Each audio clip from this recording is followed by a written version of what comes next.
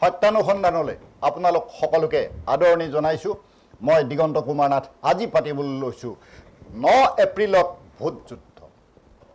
প্ৰাৰ্থিত্বক লৈ খাম খেয়ালি বা তালিকা প্ৰকাশৰ এই প্ৰক্ৰিয়া অব্যাহত থকাৰ মাজতে আজি অসমত নিৰ্বাচনৰ দিন ঘোষণা কৰা হৈছে। অকল অসমেই নহয়, আন 4খন ৰাজ্যৰো আজি নিৰ্বাচনৰ দিন ঘোষণা হৈছে। পশ্চিমবংগ, কেৰালা, পুডুচেৰী আৰু তামিলনাডুৰো দিন ঘোষণা কৰা হৈছে। 9 এপ্ৰিলত আমাৰ ৰাজ্যত এটা পৰ্যায়তে ভোট গ্ৰহণ সম্পন্ন হ'ব। ঠিক তেনেদৰে 4 মে'ৰ দিনা ভোট গণনা অনুষ্ঠিত হ'ব, ফলাফল ঘোষণা হ'ব। বাকী কেইখন ৰাজ্যতো এনে প্ৰক্ৰিয়াৰে ভোট গ্ৰহণ সম্পন্ন হ'ব, ফলাফল ঘোষণা হ'ব। সেই কথা নিৰ্বাচনী আয়োগে আজি স্পষ্ট কৰি দিলে। এই সময়ত আমি পাতিবলৈ লৈছোঁ 9 এপ্ৰিলত ভোট যুদ্ধ। আমাৰ ৰাজ্যত কেনে পৰ্যায়ত কেনেধৰণে হ'ব এই ভোট যুদ্ধ, কোন প্ৰাৰ্থীয়ে কেনেধৰণে নিৰ্বাচনী বৈতৰণি পাৰ হোৱাৰ ৰণত জঁপিয়াই পৰিব, এই বিষয় লৈ আমি আলোচনা কৰিবলৈ আগবাঢ়িছোঁ। মই প্ৰথমে আলোচনাৰ বাবে আদৰিছোঁ এগৰাকী বিশিষ্ট বিশ্লেষক তথা পৰ্যালোচক ডক্টৰ পাৰ্থপ্ৰতিম দাস ডাঙৰীয়া। দাস ডাঙৰীয়াই তেখেতৰ দৃষ্টিকোণৰ পৰা বহুখিনি কথা আপোনালোকক ক'ব। মই আদৰিছোঁ বিজেপিৰ এগৰাকী মুখপাত্ৰ অচিন্ত্য প্ৰাণ শৰ্মা ডাঙৰীয়া। তেখেতেও তেখেতৰ কথা আপোনালোকক ক'ব। মই আদৰিছোঁ প্ৰদেশ কংগ্ৰেছৰ মুখপাত্ৰ সুৰেন ৰাজবংশী ডাঙৰীয়া। তেখেতে তেখেতৰ মন্তব্য আপোনালোকক আগবঢ়াব। মই আদৰিছোঁ এগৰাকী জ্যেষ্ঠ সাংবাদিক দীপংকৰ দেৱশৰ্মা। তেখেতেও তেখেতৰ মন্তব্য ক'ব। আজি আলোচনালৈ যোৱাৰ ঠিক প্ৰাক মুহূৰ্তত মই ডক্টৰ পাৰ্থপ্ৰতিম দাস ডাঙৰীয়াৰ ওচৰলৈ আহিছোঁ আৰু আজি নিৰ্বাচনী আয়োগৰ যি সংবাদমেল অনুষ্ঠিত হ'ল, এই সংবাদমেলত এটা কথা স্পষ্টভাৱে লক্ষ্য কৰা হৈছে যে নৱপ্ৰজন্ম, আমাৰ যুৱ প্ৰজন্মৰ ভোটাৰৰ বাবে তেখেতসকলক আকৰ্ষিত কৰিবৰ বাবে নিৰ্বাচন আয়োগে বিশেষ কেতবোৰ নীতি নিয়ম প্ৰস্তুত কৰি উলিয়াইছে আৰু বিভিন্ন ক্ষেত্ৰত তেখেতসকলক ভোটদানৰ প্ৰতি আকৰ্ষিত কৰাৰ প্ৰস্তুতি হাতত লৈছে। মই প্ৰথমেই ডক্টৰ দাস ডাঙৰীয়াৰ পৰা জানিব বিচাৰিছোঁ, এনেধৰণৰ পৰিৱৰ্তনে আমাৰ নৱপ্ৰজন্মক ভোটদানৰ প্ৰতি, নিৰ্বাচনৰ প্ৰতি আকৰ্ষিত কৰিব বুলি আপুনি ভাবেনে? ধন্যবাদ। হয়, মই নিশ্চয় ভাবোঁ যে এইবাৰ ইলেকশ্যন কমিশ্যনে যিটো হাৰত প্ৰচাৰ প্ৰসাৰ কৰিছে, আমাৰ নৱপ্ৰজন্মক এই ইলেকশ্যন প্ৰক্ৰিয়াটোত আগভাগ ল'বৰ কাৰণে তেওঁলোকক অলপ সুবিধা কৰি দিছে। হয়, আমাৰ 25% ভোটাৰ এতিয়া 30 বছৰৰ তলৰ অসমৰ, আৰু 12 লাখতকৈ অধিক ভোটাৰ আমাৰ ফাৰ্ষ্ট টাইম ভোটাৰ এইবাৰ অসমৰ ইলেকশ্যন, প্ৰথমবাৰৰ কাৰণে ভোট দিব। তো যিহেতু আমাৰ এই ডেম'ক্ৰেচি প্ৰচেছটোত চবেই পাৰ্টিচিপেট কৰাটো দৰকাৰ আৰু আমাৰ এটা বৃহৎ সংখ্যা আমাৰ যুৱ প্ৰজন্মৰ হয়, তো তেওঁলোকৰ অবিহনে এই গোটেই প্ৰক্ৰিয়াটো ইনকমপ্লিট হৈ থাকিব। আৰু সেইকাৰণে তেওঁলোকক আগভাগ দিয়াবৰ কাৰণে ছ'চিয়েল মিডিয়াটো ইলেকশ্যন কমিশ্যনে বহুত কেম্পেইন চলাইছে আৰু তেওঁলোকৰ বহুত কলেজ ইউনিভাৰ্চিটিত কেম্পাছ এম্বেচেডাৰ্ছ ৰাখিছে, যাতে তেওঁলোকে এনকাৰেজ কৰিব পাৰে আমাৰ যিখিনি যুৱ প্ৰজন্মৰ ফাৰ্ষ্ট টাইম ভোটাৰ্ছ আছে তেওঁলোকক ৰেজিষ্টাৰ কৰাবৰ কাৰণে। আৰু ৰেজিষ্ট্ৰেশ্যন প্ৰচেছটো বহুত ইজি কৰাই দিছে। আগতে এটা টাইম লাইন থাকে, ডেড লাইন থাকে, তাৰ ভিতৰত কৰিব লাগে। কিন্তু এতিয়া গোটেই বছৰটোতে মোটামুটি তেওঁলোকৰ ভোটাৰ ৰেজিষ্ট্ৰেশ্যনটো কণ্টিনিউ আছিলে। আৰু 17 বছৰ হোৱাৰ পিছতে এডভান্স ভোটাৰ ৰেজিষ্ট্ৰেশ্যনৰ প্ৰচেছ এটাও এইবাৰ তেওঁলোকে কৰিছিলে। ফৰ্ম 6খন অনলাইন এপ্লাই কৰিব পাৰি। এনেকৈ বহুতখিনি চেষ্টা তেওঁলোকে কৰিছে আৰু হোপফুলি গোটেই এইবাৰ আমাৰ এই যুৱ প্ৰজন্ময়ো আগভাগ লৈ পেলাই ভোটিং পাৰ্চেণ্টেজটো আমাৰ আগতকৈও হয়তো এইবাৰ বেছি হ'ব বুলি এটা আশা কৰা হৈছে, আশা কৰিছে। গুৰুত্বপূৰ্ণভাৱে এই কথা কৈছে ডক্টৰ দাস ডাঙৰীয়াই। ডাঙৰীয়াক মই আৰু এটা কথা সুধিব বিচাৰোঁ যে এইবাৰ যি নিৰ্বাচন হ'ব, আপুনি এই কথা লক্ষ্য কৰি আছে যে বিভিন্ন দলৰ মাজত মিত্ৰতাৰ নামত কিছুমান ভেকু ভাওনা হৈ থাকিলে, মিত্ৰতা ফলপ্ৰসূ নহ'লে, আমাৰ বিৰোধী কথা কৈছোঁ, আমাৰ শাসকীয় দলৰ মাজতো মিত্ৰতাক লৈ বহুখিনি কথা বতৰা হৈ আছে। প্ৰাৰ্থী তালিকা এতিয়াও প্ৰকাশ পোৱা নাই। বিজেপি দলে ঘোষণা কৰিছে 18 মাৰ্চত প্ৰাৰ্থী তালিকা প্ৰকাশ হ'ব। এনেধৰণৰ এই বাদ বিসম্বাদবোৰৰ মাজত এইবাৰ নিৰ্বাচন আমাৰ ৰাজ্যত কেনেকুৱা হ'ব, আপুনি কি ভাবে? আমি আশা কৰোঁ যে এই ইলেকশ্যনটো নিকা এটা ইলেকশ্যন হওক, কাৰণ ৰাজ্যখনৰ অহা 5 বছৰৰ কাৰণে যি দিশা নিৰ্দেশ দিব ৰাইজে, সেইটো মতে চৰকাৰখন গঠন হ'ব। দুটা এলায়েন্স মেইনলি আমাৰ এই ইলেকশ্যনত তেওঁলোকে কণ্টেষ্ট কৰি আছে, লগতে আৰু তৃতীয় শক্তিও আছে। তেওঁলোকৰ মাজত কিছু খামখেয়ালি আছে এলায়েন্সৰ ভিতৰত, সেইখিনি তেওঁলোকে নিজে হয়তো মীমাংসা কৰি ল'ব। কিন্তু যেতিয়া ৰাইজৰ মাজত যোৱা যায়, ভোটাৰে এতিয়া প্ৰাইমাৰীলি দুটা অপশ্যন দেখি আছে এটা বিজেপি লেড NDA আৰু এটা কংগ্ৰেছ লেড যোনটো এলায়েন্স আছে ইলেকশ্যন ইছ্যুজবিলাকৰ ওপৰত ৰাইজে ভোটটো দিয়ে ইলেকশ্যন ইছ্যুজৰ ভিতৰত আমাৰ যেনেকৈ যুৱ প্ৰজন্মৰ কথা আমি ক'লোঁ এতিয়া আজিৰ যোনটো যুৱ প্ৰজন্ম এওঁলোকৰ কিন্তু সেই আগৰ দিনৰ নিচিনা পলিটিকেল ইছ্যুজৰ পলিটিকেল আইডিঅলজিকেল বেগেজ বহুত কম থাকে তেওঁলোকে সাধাৰণতে আমি পৃথিৱীত বিভিন্ন জেগাত এতিয়া দেখিছোঁ যে তেওঁলোকে তেওঁলোকৰ ইছ্যু এজেণ্ডাবিলাক সাধাৰণতে তেওঁলোকৰ জীৱিকা কৰ্মসংস্থাপন এনেকুৱা ধৰণৰ নিকাহ এনেকুৱা ধৰণৰ ইছ্যুজ লৈ হয় আৰু যোনটো আমি আগৰ চামটো আমাৰ কিন্তু কিছুমান লিগেচি ইছ্যুজ আছে এতিয়াও আছে যে গোটেই অসমত আমাৰ এটা মূল সমস্যা বুলি ক'লে আমি যোনটো ইমিগ্ৰেশ্যনৰ কথা কওঁ বা প্ৰি পাৰ্টিশ্যনে কওক বা পষ্ট পাৰ্টিশ্যনে যোনটো ইমিগ্ৰেশ্যন হৈছিলে তাৰ কাৰণে যোনটো আমাৰ ডেম'গ্ৰাফিক চেঞ্জ এটা হৈছে গোটেই অসমত সেইটো এটা লিগেচি ইছ্যু হয় আমাৰ অসমৰ কাৰণে তাৰপিছত আমাৰ মহিলাসকলৰ এটা সুকীয়া এটা ইছ্যু থাকে মহিলাসকলক কেনেকৈ হেৰি কৰিব পাৰি ভোটিঙলৈকে বেছিকৈ অনাব পাৰে এটা সময়ত অসমতো বাকী ৰাজ্যৰ নিচিনা ভাৰতৰ নিচিনা মহিলা ভোটিং পাৰ্চেণ্টেজ বহুত কম আছিলে এটা সময়ত কিন্তু এতিয়া যোৱাত দেখা গৈছে কি যোৱা 2-3টা ইলেকশ্যনত তেওঁলোকৰ পাৰ্টিচিপেশ্যনো খুব বাঢ়িছে এইটো এটা পজিটিভ চাইন আমাৰ চবৰে কাৰণে তাৰ মাজতে ইলেকশ্যনটো হ'ব ডক্টৰ দাদামণিক ধন্যবাদ জনাইছোঁ মই আহিছোঁ অচিন্দ্ৰপ্ৰাণ শৰ্মাৰ ওচৰলৈ আৰু অচিন্দ্ৰপ্ৰাণ শৰ্মাক মই এটা কথা সুধিব বিচাৰিছোঁ যে যিহেতু নিৰ্বাচনী বতৰ নিৰ্বাচনী আজি অধিসূচনা জাৰি হোৱা নাই কাইলৈ অধিসূচনা জাৰি হ'ব এনে এটা সময়ত আমি এটা কথা লক্ষ্য কৰিছোঁ স্বয়ং প্ৰধানমন্ত্ৰী ডাঙৰীয়া দুদিনীয়া ভ্ৰমণসূচীলৈ শেহতীয়াভাৱে অসমত উপস্থিত হৈছে আজি দুদিনীয়া কাৰ্যসূচীৰে আকৌ গৃহমন্ত্ৰী অসমত বিভিন্ন কাৰ্যসূচীত অংশগ্ৰহণ কৰিছে এনেধৰণৰ প্ৰক্ৰিয়াৰ মাজত 18 মাৰ্চত আপোনালোকৰ বিজেপি দলৰ প্ৰাৰ্থী তালিকা ঘোষণা হ'ব মই আপোনাক সুধিব বিচাৰিছোঁ নিৰ্বাচন কাষ চাপি আহিল নিৰ্বাচনৰ দিন ঘোষণা হ'ল এই সময়ত আপোনালোকৰ এই যি প্ৰকল্প বা যি আঁচনি ধৰণৰ কামবিলাক হ'ল এই বিষয়ে কেনে ব্যৱস্থা হ'ব আপুনি কি তাৰ আগতে ইলেকশ্যনৰ বিষয়টো আপোনাৰ প্ৰশ্নক লৈ অহাৰ আগতে এটা সৰু কথা কওঁ যে আজিৰ দিনত আপুনি এটা কথা নটিচ কৰিছে যে এটা ফেজত গোটেই ইলেকশ্যনটো হ'ব আগৰ সময়ছোৱাত আমাৰ কি হৈছিলে 2টা বা 3টা ফেজত ইলেকশ্যনছবিলাক হৈছিলে যিহেতু সেই সময়ত গোটেই আইন শৃংখলা ব্যৱস্থাটো ৰাখিবৰ কাৰণে অসম অশান্ত অৱস্থাত আছিল সেইকাৰণে আজিৰ দিনত কিন্তু অসম শান্ত ভাৰতীয় জনতা পাৰ্টিৰ নেতৃত্বত অসম শান্ত সেইকাৰণে এটা ফেজত আজি ইলেকশ্যন সম্ভৱ হৈ উঠিছে যোৱা 2025ত 2টা ইলেকশ্যন হৈ গ'ল আমাৰ পঞ্চায়ত আৰু BTAD নিৰ্বাচন এই 2টা নিৰ্বাচনতে এটা কথা মন কৰিবলগীয়া যে কোনো বিক্ষিপ্ত ঘটনা ঘটা নাই চ' তেনেবিলাক উদাহৰণ আজিৰ দিনত আচলতে নিৰ্বাচন আয়োগে সাহস কৰিছে বা তেওঁলোকে ব্যৱস্থা গ্ৰহণ কৰিছে যে এটা ফেজত ইলেকশ্যন সম্ভৱ হয় আৰু এই কাৰণে অসম যে শান্তিপূৰ্ণ হৈছে এই গোটেই ব্যৱস্থাটোৰ ওপৰত নিৰ্ভৰ কৰি আপুনি আজি চাওক মানে পুৰণি কথাবিলাকলৈ নাযাওঁ মানে 1991, 92, 93 সেই সময়ত আমি একেবাৰে মানে সৰু সৰু ল'ৰা কিন্তু আমাৰ মনত আছে সেই সময়ৰ বিষয়বিলাক যে অসমত কেনেকুৱা এটা অশান্ত পৰিস্থিতি আছিল সন্ধিয়া 6টা বজাৰ পিছত চাকি আৰু লাইটটো বাৰু কমেই আছিল মানুহৰ গাঁৱত জ্বলা নাছিল সেই সময়ত অশান্ত অসমৰ বাবে কিন্তু সেই অসমৰ পৰিৱৰ্তন হ'ল এটা শান্তিপূৰ্ণ অসমৰ অৱস্থালৈ গ'ল য'ত আমি এটা পৰ্যায়ত নিৰ্বাচন মানে ৰাখিব পৰা ব্যৱস্থা নিৰ্বাচন সময়লৈ তো সেইকাৰণে সেই ব্যৱস্থাটোৰ ওপৰত নিৰ্ভৰ কৰি আজি NDAৰ শাসনত হোৱা সুশৃংখলিত আৰু শান্তিপূৰ্ণ অসমৰ মানচিত্ৰ আৰু উন্নয়নৰ মানচিত্ৰখন ৰাখি 2026ৰ যি নিৰ্বাচন হ'ব তাত যে NDAৰ পক্ষত অসমৰ খিলঞ্জীয়া ৰাইজে ভোট দিব এই কথাটো নিশ্চিত দ্বিতীয় বিষয়টো আপোনাৰ আহোঁ যে চাওক আমি নৰেন্দ্ৰ মোদী ডাঙৰীয়া 2014ত যেতিয়াৰ পৰা প্ৰধানমন্ত্ৰী হ'ল এতিয়ালৈকে মাত্ৰ এই সময়তে যে আহিছে তেনেকুৱা কথা নহয় প্ৰতিটো সময়ত হায়েষ্ট নৰ্থ ইষ্ট ট'ৰ কৰা প্ৰধানমন্ত্ৰী হয় নৰেন্দ্ৰ মোদী ডাঙৰীয়া সেইকাৰণে আজি নিৰ্বাচন কেন্দ্ৰিক কোনো ধৰণৰ ট'ৰ নহয় আমাৰ উন্নয়নৰ ক্ষেত্ৰত অষ্টলক্ষ্মী হিচাপে অসমক যি স্বীকৃতি তেওঁ প্ৰদান কৰিছে আজি আমি কিছুমান বিষয় আচলতে আজি নাপাতো আমি চেনেলবিলাকত আপুনি আজি কালাজান মাল্টি প্ৰজেক্টৰ কথাই কওক বা আপুনি বিভিন্ন ধৰণৰ নৰ্থ ইষ্টক সামৰি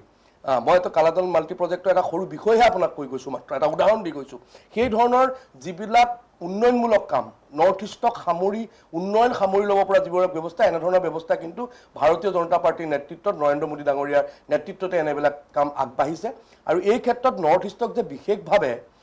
এটা মানে চাইছে NDA চৰকাৰখনে ভাৰতীয় জনতা পাৰ্টিৰ চৰকাৰখনে সেই কথাটো নিশ্চিত তাৰ উদাহৰণ আপুনি ডোনাৰ মিনিষ্ট্ৰী গঠন কিন্তু ভাৰতীয় জনতা পাৰ্টিৰ নেতৃত্বতে হৈছিল আজি কালাজান প্ৰজেক্ট আপুনি আমাৰ অসমৰে প্ৰাক্তন মুখ্যমন্ত্ৰী সৰ্বানন্দ সোণোৱাল ডাঙৰীয়া সাগৰ বন্দৰ আৰু মানে হেৰিৰ মিনিষ্টাৰ হয় পৰ্টৰ কালানাম যিটো মাল্টি প্ৰজেক্ট তাৰ যদি কি ইমপ্লিমেণ্টেশ্যন গোটেই আৰম্ভ হয় তেতিয়াহ'লে নৰ্থ ইষ্টৰ কিন্তু যিটো পিকচাৰ এটা বিশেষ এটা সাংঘাতিক এটা মানে কমাৰ্চিয়েল হাবলৈ পৰিণত হ'ব। এনেধৰণৰ চিন্তা কিন্তু ভাৰতীয় জনতা পাৰ্টীৰ নেতৃত্বত নৰেন্দ্ৰ মোদী ডাঙৰীয়াৰ নেতৃত্বত অসমৰ চৰকাৰ ডক্টৰ হিমন্ত বিশ্ব শৰ্মা ডাঙৰীয়াৰ নেতৃত্বত সম্ভৱ হৈ উঠিছে। এনে সম্ভৱ হৈ উঠা আৰু নৰ্থ ইষ্টক উন্নয়নৰ যি ব্যৱস্থাৰ মাজলৈ নিব বিচৰা হৈছে তাৰ অংশ বিশেষে প্ৰধানমন্ত্ৰী ডাঙৰীয়া আৰু অসমত গৃহমন্ত্ৰী ডাঙৰীয়াৰ আৰু আচলতে ভ্ৰমণসূচী। কিন্তু 9 এপ্ৰিলত আপোনালোকে ভোট পাবনে নাই? ডেফিনেট কথা মই প্ৰথমতে আপোনাক কৈ গ'লোঁ যে আমাৰ এই উন্নয়ন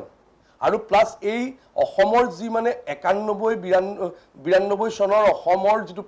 পিকচাৰ আছিল কংগ্ৰেছ শাসিত অসমত, সেই গাঁৱত মোৰ মনত আছে একদম সৰু সৰু ল'ৰা আমি সেই সময়ত আলফা আৰ্মিৰ সেই সময় বজৰং অপাৰেশ্যনৰ পৰা আৰম্ভ কৰি যি অশান্ত আছিল বড়োলেণ্ডৰ আপোনাৰ যিবিলাক মানে আপোনাৰ কাষ্ট ৰিলিজন লৈ পেলাই হোৱা আপোনাৰ সংঘৰ্ষ, সেই সংঘৰ্ষ কিন্তু আজিৰ দিনত অসমত নাই। নিৰ্বাচনৰ সময়ত বিক্ষিপ্ত ঘটনা বহুত ঘটিছিল অসমত এটা সময়ত, কিন্তু আজিৰ দিনত সেই নাই। আপুনি দুটা উদাহৰণ মই দি গ'লোঁ আগতে যে 2025ত হোৱা দুটা নিৰ্বাচন পঞ্চায়ত আৰু BTAD নিৰ্বাচন। আপুনি BTAD নিৰ্বাচনৰ আগৰ যদি পুৰণি কথাবিলাক আমাৰ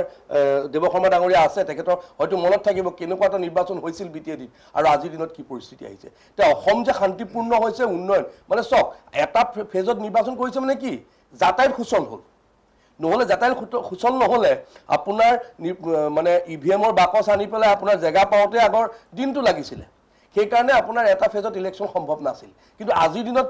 ইলেকশ্যন এটা ফেজত সম্ভৱ হৈছে, যাতায়াত সুচল হ'ল, অসম শান্তিপূৰ্ণ হ'ল। আৰু তাৰপিছত অসমৰ খিলঞ্জীয়া ৰাইজে আপুনি ভাবে নেকি যে NDAক বাদ দি পেলাই অন্য কাৰোবাক ভোট দিব? যিসকলৰ নেতৃত্বত অসম অশান্ত আছিল, যিসকলৰ নেতৃত্বত অসমৰ যাতায়াত ব্যৱস্থা সুচল নাছিল, ডেফিনেটলি সেই উন্নয়ন আৰু অসমৰ খিলঞ্জীয়াৰ বাবে কাম কৰা, অসমৰ উন্নয়নৰ কামে কাম কৰা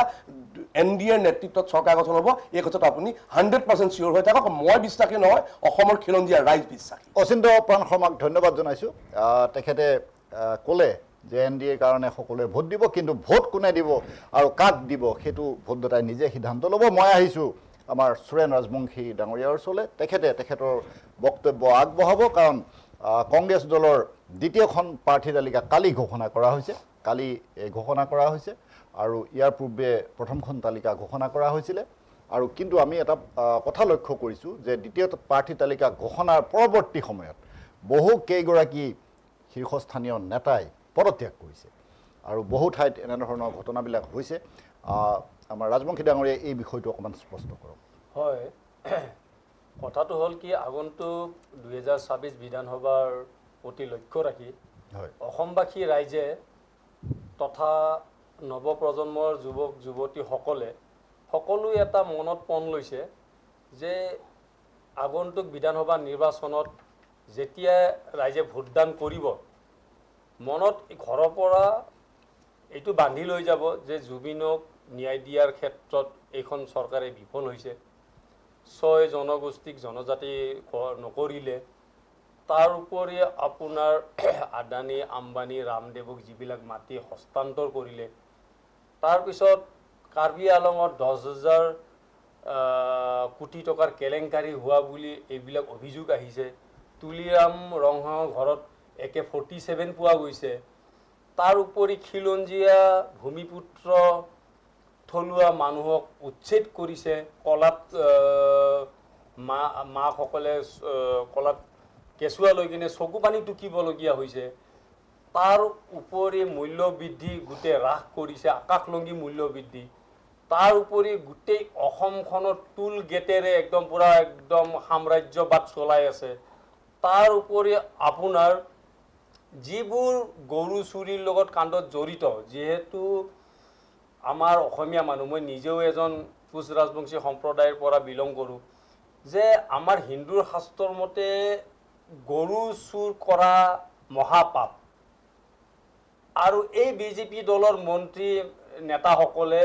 আজি গৰু চুৰ কৰি যিটো উভৈত গৰা দি কেনে নাচি হাঁহি মানে তেখেতসকলে একদম উভত গৰা দি কেনে ফুৰিব ধৰিছে, এইটো এটা অসমবাসীৰ কাৰণে লজ্জাজনক কথা। তে এইবোৰ কথা ৰাইজে আগত ৰাখি আগন্তুক দিনত এই সাম্প্ৰদায়িক তাৰপিছত দুৰ্নীতিগ্ৰস্ত ভয়মুক্ত শংকামুক্ত অসম মানে অসমৰ ভৱিষ্যতৰ স্বাৰ্থত এবাৰ ৰাইজে শাৰী পাতি যেতিয়া ভোট দিব যাব এই কথাটো মনত লৈ কিনেহে ঘৰৰ পৰা ওলাই যাব যে এই পৰিৱৰ্তন সময়ৰ পৰিৱৰ্তন এখন শক্তিশালী সমৃদ্ধ অসম গঢ়াৰ স্বাৰ্থত এবাৰ ৰাইজে ভোটদান কৰিব লগতে এটা কথা তেখেতে নিৰ্বাচন আয়োগৰ কথাটো কৈছে নিৰ্বাচন আয়োগক আপোনালোকে দেখিছে যে জ্ঞানেশ কুমাৰৰ কথাটো সকলো ভাৰতবাসীয়ে গম পাইছে এতিয়া জ্ঞানেশ কুমাৰৰ কথাটো এনেকুৱা হৈছে যে এইটো নিৰ্বাচন আয়োগ হৈ থকা নাই এইটো বিজেপিৰ এটা মানে বি টিম হৈ গৈছে এতিয়া নিৰ্বাচন আয়োগক সকলো বিৰোধী ঐক্য মঞ্চই অনাস্থা প্ৰস্তাৱ আনাৰ কাৰণে এটা ব্যৱস্থা কৰিছে এতিয়া ফাৰ্ষ্ট ফেজত যে অসমত মানে আপোনাৰ এই ইলেকশ্যন এটা ফেজত প্ৰথম ফেজত এটা ফেজত যে মানে তেখেতসকলে নিৰ্বাচন মানে সেই মানে পতাৰ কাৰণে যিটো ব্যৱস্থা কৰিছে মই ভাবোঁ অসমবাসী ৰাইজে এইটো হাৰাশাস্তি পাব অলপ চিন্তা কৰিবলৈ কাৰণ যাতায়াতৰ কথা আছে তাৰপিছত আমাৰ মেচিনাৰীৰ কথা আছে তাৰপিছত প্ৰশাসনৰ যিবোৰ লোক আমাৰ জড়িত হৈ থাকিব সেইবোৰৰ কথা আছে তাৰপিছত যান জঁটৰ কথা আছে তাৰপিছত দূৰ দূৰণিৰ যিবিলাক গৈ কিনে নিজৰ অঞ্চলত ভোট দিব এইবোৰক লৈ সমস্যা আছে আৰু মানে তলৰ যিবোৰ আমাৰ গ্ৰাছৰুটত কৰ্মীবিলাক যিবিলাক ধৰক ভলেণ্টিয়াৰ হিচাপে থাকিব সেইবিলাক লৈও এটা সমস্যা আছে মই ভাবোঁ দুটা ফেজত হ'লে তেতিয়া অসমবাসী ৰাইজে মানে অলপ যাতায়াতৰ পৰা লৈ কিনে বা চেণ্টাৰসমূহত ভোট দিয়াৰ ক্ষেত্ৰত বা অহা যোৱাৰ ক্ষেত্ৰত অলপ হ'লেও সকাহ পালে হয় তেনেকুৱা এটা মানে ধৰক হঠকাৰী সিদ্ধান্ত বুলিয়ে ক'ব পাৰি আমি 3টা ফেজততো বিচৰা নাই দুটা ফেজত হ'ব লাগিছিলে কাৰণ 126টা বিধানসভা সমষ্টি মানে আপোনাৰ 60টা 40টা বিধানসভা সমষ্টি নহয় 160টা বিধানসভা সমষ্টি অসমৰ ইমূৰৰ পৰা সিমূৰলৈ 126টা সমষ্টি 126টা সমষ্টি অসমৰ ইমূৰৰ পৰা সিমূৰলৈ যদি আপুনি ঘূৰিব যায় তেতিয়াহ'লে মই চৰকাৰী বিষয়াৰ কথা নকওঁৱেই বা ভাৰতীয় বা আমাৰ অসমৰ নাগৰিকে এখন জিলাৰ পৰা ধৰক লোৱাৰ আছামৰ পৰা আপাৰ আছামলৈ গ'লে বা আপাৰ আছামৰ পৰা লোৱাৰ আছামলৈ আহিলে মোটামুটি 500 কিলোমিটাৰ দূৰত্ব থাকে তে এইবোৰ কথা অলপ চিন্তা ৰাখি আগত ৰাখি কিনে এইবোৰ কথা মানে নিৰ্বাচন আয়োগে বা অসম চৰকাৰে এইটো ব্যৱস্থা ল'ব লাগিছিলে দ্বিতীয়তে আৰু এটা কথা আছে আপোনাৰ যে এইখন চৰকাৰক বিজেপি চৰকাৰক কিয় ভোট দিব ৰাইজে কওক এতিয়া আপোনাৰ বিজেপি কংগ্ৰেছক কিয় দিব আপুনি কওক মই কওঁ মই সেই পৰ্যায়ত আহিম এতিয়া কংগ্ৰেছকতো মই এই যিবোৰ অভিযোগ আনিলোঁ এইবোৰতো ক'লোৱেই আপোনাক এই বিজেপি চৰকাৰখনে ভয় খাইছে ভয় খাই বিহুৰ আগে আগে নিৰ্বাচন পাতিব বিচাৰিছে ভয় খালে বিহুৰ আগত পাতে নে ভয় নেখালে বিহুৰ পিছত পাতে এনেকুৱা হয় নেকি ডাঙৰীয়া নাই কথাটো মানে কি দাদা সুধি গৈছোঁ মাজত মই সময় দিম আপোনাক সময়ত কথাখিনি হ'ব বিহুৰ আগত তেখেতসকলে মানে ভাবিছে যে এতিয়াতো বিহুটো গোটেই অসমবাসীৰ এতিয়া জুবিনৰ গানবিলাক বজিব গোটেই বিহুবাসী ৰাইজে এইটো জুবিনৰ চেণ্টিমেণ্টটো যিটো আছে সেইটো লৈ কিনে গোটেই অসমবাসীটো চিৰিয়াছ হৈ আছে নহয় জানো এতিয়া আমাৰ অসমৰ থলুৱা জাতি জনগোষ্ঠীয়ে বিহুটো পালন কৰিবই কোনোতো নকৰা নহয় এইখনতো আৰু উত্তৰ প্ৰদেশ বিহাৰৰ ৰাজ্য নহয় এইখন অসম হয় এইখন আমাৰ জুবিনৰ মানে চিন্তাধাৰাৰে লোক থকা মানুহ আছে তেনেকুৱা ধৰণৰ বিজেপি শংকিত হৈ এতিয়া বিহুৰ আগতে নিৰ্বাচনটো পাতিব বিচাৰিছে ইয়াত আপোনাৰ পৰিকল্পনাটো চাওক নিৰ্বাচন আয়োগৰ আৰু বিজেপি চৰকাৰৰ পৰিকল্পনা বিহুৰ পিছত পাতিলে দেখিছে যে গোটেই অসমবাসীয়ে জুবিনৰ চেণ্টিমেণ্টটো আনিব জুবিনে ন্যায় পোৱা নাই জুবিনৰ যোনটো আপোনাৰ SIT গঠন কৰিছে তাতে কিমান ভেকু ভাওনা SIT নামত যোনটো তদন্ত কৰিছে তাতো ভেকু ভাওনা আৰু এতিয়া আপোনাৰ যোনটো এই আপোনাৰ একুৱা গাৰ্ডৰ যোনটো এতিয়া যে পানীৰ যে সেইটো খুলিলে সিদ্ধাৰ্থ শৰ্মাৰ এই জুবিনৰ